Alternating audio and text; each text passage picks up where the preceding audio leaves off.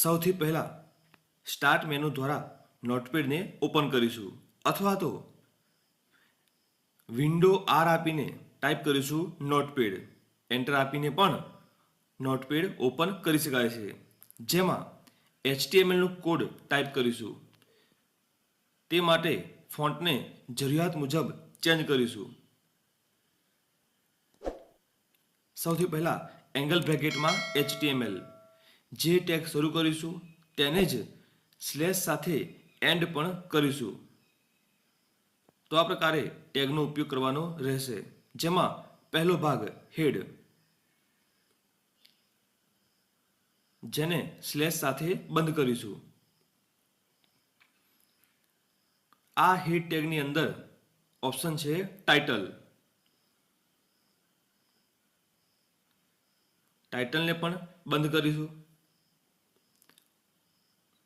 અને ટાઇટલના વચ્ચેના ભાગે જે પણ દર્શાવીશું તે વેબ બ્રાઉઝરના ટાઇટલ બારમાં જોવા મળશે. બીજો સેક્શન બોડી. તેને પણ સ્લેશ સાથે બંધ કરીશું. જેમાં ઘણા બધા ટેગનો ઉપયોગ કરી શકાય. તેમાંથી સેમ્પલ એક ઉદાહરણ લઈશું. પી ટેગ જેને બંધ કરવો જરૂરી નથી, જે પેરેગ્રાફનું ઇન્ડિકેશન આપે છે. તે જ રીતે H1 જે લાર્જ હેડિંગ દર્શાવે છે, સ્લેશ સાથે બંધ કરીશું.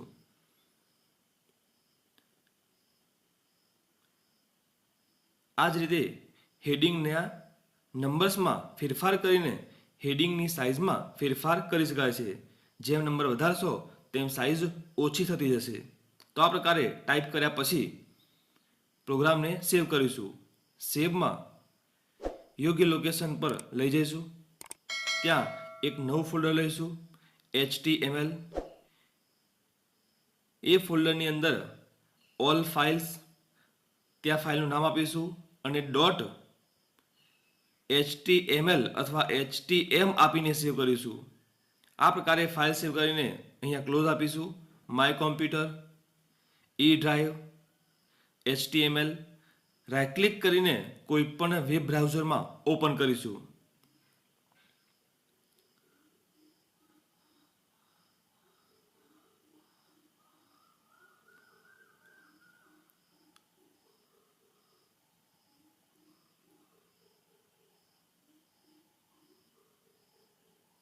જેનું તમને વેબ બ્રાઉઝરમાં આઉટપુટ જોવા મળશે.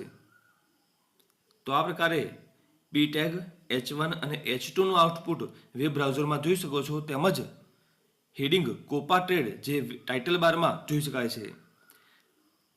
આ વિન્ડોને સ્ક્રીન પર એડજસ્ટ કરીશું. ત્યાર પછી નોટપેડ ઓપન કરીશું અને ટાઈપ કરેલી ફાઇલને ડ્રેગ કરીને નોટપેડમાં લાવીશું અને તેને પણ બાજુની વિન્ડોમાં એડજસ્ટ કરી દઈશું. જેથી વારંવાર અપડેટ કરીને આઉટપુટ જોવું હોય તો જલ્દીથી કરી શકાય. તો આ પ્રકારે સ્ક્રીન પર બે નાની વિન્ડોને એડજસ્ટ કરીશું. જેથી જરૂરિયાત મુજબ ઝડપથી આઉટપુટ ચેક કરી શકાય. તે માટે ફોન્ટ સાઇઝને જરૂરિયાત મુજબ ફેરફાર કરીશું. જેથી સંપૂર્ણ વિન્ડોમાં જોઈ શકાય. ત્યાં કોઈ કારણોસર ટાઇટલમાં ફેરફાર કરવાનું થાય તો ત્યાં ફેરફાર કરીશું અને આપીશું.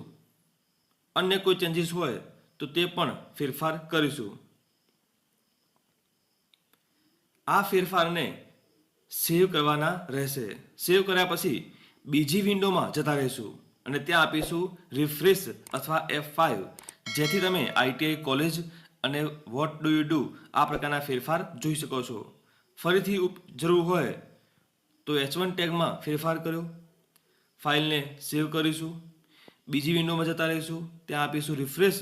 તો આ પ્રકારે અપડેટ તમે ચેક કરી શકો છો. તો આ પ્રકારે જ્યારે પણ જરૂર હોય તો બે વિન્ડોનો ઉપયોગ કરીશું જેથી ઝડપથી આઉટપુટ જોઈ શકાય